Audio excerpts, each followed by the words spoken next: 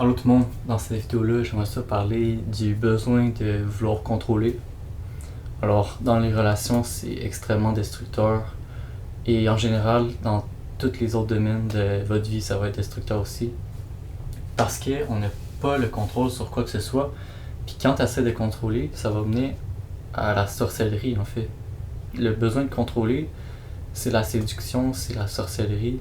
C'est des choses qu'on n'a pas vraiment le droit de faire, mais qu'on est tenté de faire des fois quand on a un problème. Puis dans les relations de nos jours, ça cause énormément de problèmes. Vous allez remarquer que les relations de nos jours, ils subsistent qu'une saison, vont durer peut-être 4 mois jusqu'à 9 mois en général.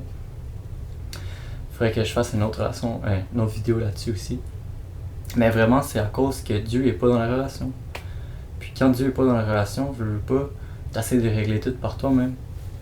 Alors si une des deux personnes dans la relation a un problème dans sa semaine, alors peu importe le problème, ça peut être une insécurité, ça peut être parce que la personne a eu une mauvaise journée à son travail.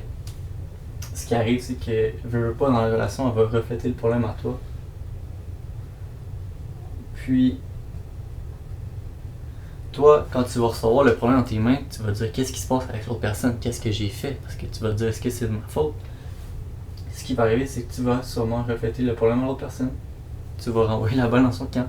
Là, l'autre personne, elle va dire pourquoi tu te fâches après moi, puis elle va te renvoyer le problème. Puis toi, tu vas y renvoyer, puis l'autre va te le renvoyer. Puis ça va faire un cycle infini qui va souvent mener à la destruction.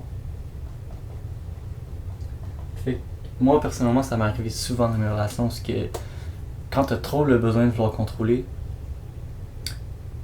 à un certain moment, ça va mener à la destruction.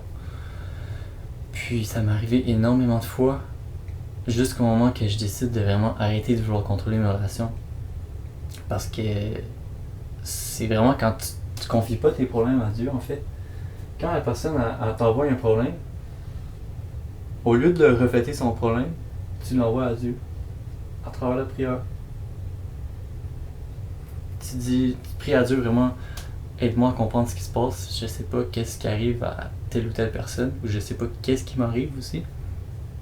Aide-moi à régler le problème. Parce que Dieu est capable de faire tout. Dieu est capable de régler n'importe quel problème que tu peux avoir dans ta journée, dans ta semaine. Puis vous allez voir, il va y avoir encore des problèmes, il va y avoir encore des incompréhensions. Je veux dire, ils vont pas disparaître, mais quand tu les reflètes à Dieu, au lieu de les refléter à l'autre personne, ça va finir par se régler. Parce que deux personnes imparfaites peuvent pas réparer quoi que ce soit. Si tu reflètes ton problème à l'autre personne, vu qu'elle est imparfaite, elle va te le refléter. Tandis que quand tu l'envoies à Dieu, tu fais confiance à Dieu, c'est là que ton problème va se régler. Puis ça va grandement aider vos relations, moi je vous le garantis. Puis je pense que ça fait vraiment le tour. Moi ça m'est arrivé souvent ces problèmes-là. De vouloir tout contrôler. Je vous dis, ça mène à rien, ça va vous mener à la destruction dans la plupart des choses. Puis apprenez à prier et à faire confiance à Dieu dans vos relations. Puis vous serez pas déçus parce que vraiment Dieu connaît toutes choses. Puis c'est ça, un autre concept important aussi, c'est de ne pas vouloir essayer de changer l'autre personne. Quand on est en relation avec quelqu'un, on a souvent tendance à vouloir changer la personne. Mais ça, c'est de la sorcellerie en fait. Vouloir changer l'autre personne, c'est de la sorcellerie. C'est un commandement.